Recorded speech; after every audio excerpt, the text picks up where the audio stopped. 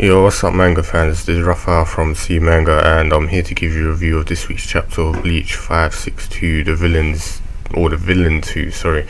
And when I first read this, I just thought, don't tell me Kubo's going to do one of them numbered chapter kind of things. Like, the most recent one was Everything But the Rain. I think he done 8 parts of those, and then obviously the longest one he did was Decided, and that went to like 23.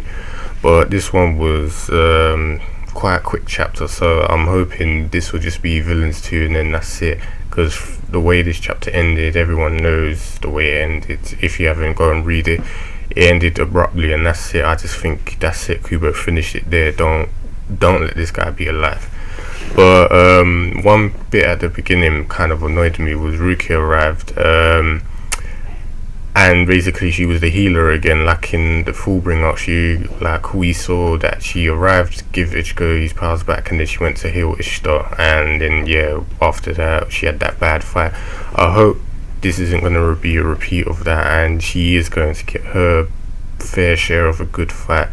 Like I said, I think she's going to fight Bambietta's faction and hopefully slap them about in their Volston stick forms. So this, as I said, this one was quite quick.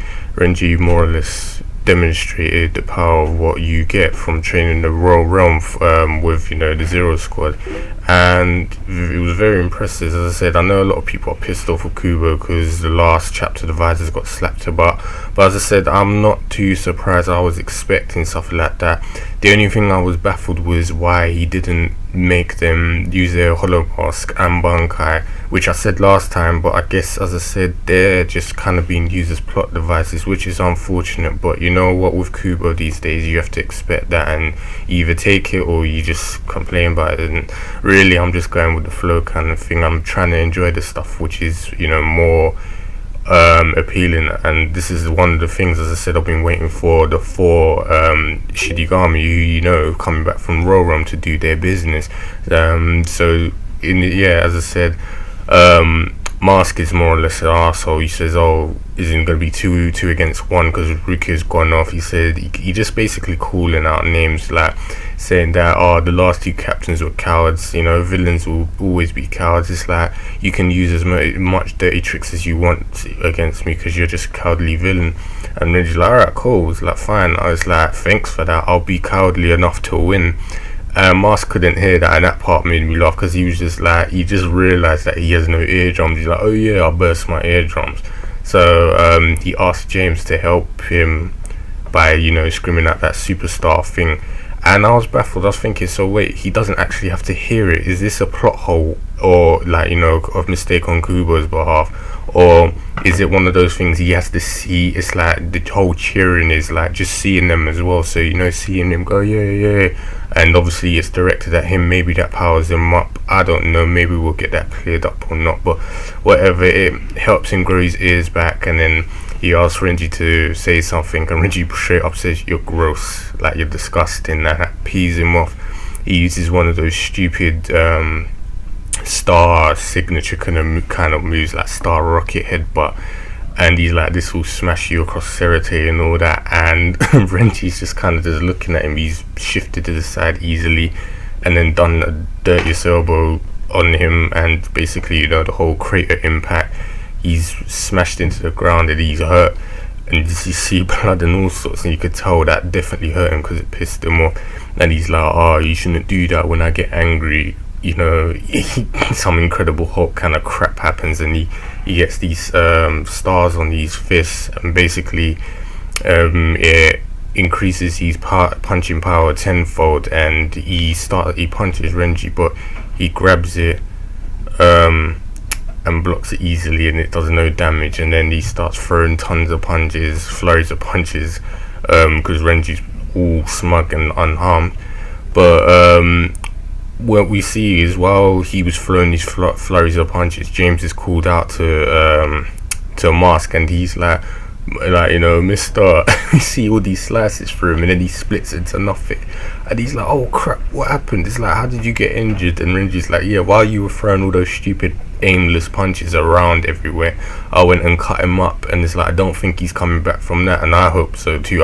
He's freaking been dissected or freaking bisected or dismembered, any sorts of cutting, man. He's been he's in pieces, kind of similar to what Trunks did against Frieza. So I'm assuming he's gone, and he's there's no more power-ups from James, I'm hoping. So yeah, Mask is shocked as hell. He's like, you're a coward, blah blah blah blah. It's like, you villains are coward, and then Renji just says, yeah, does a little grin and says, in the end, you know, all villains are cowards, and then he slices him basically along the waist-side, and he's bisected him from what it looks like, because his eyes have gone all white, and you know, most of the time that usually means someone's knocked out or dead. So hopefully that's it, this battle's finished and he's effed, and this is basically like the first demonstration of, you know, one of the four Shinigami's power after going from the Royal Realm.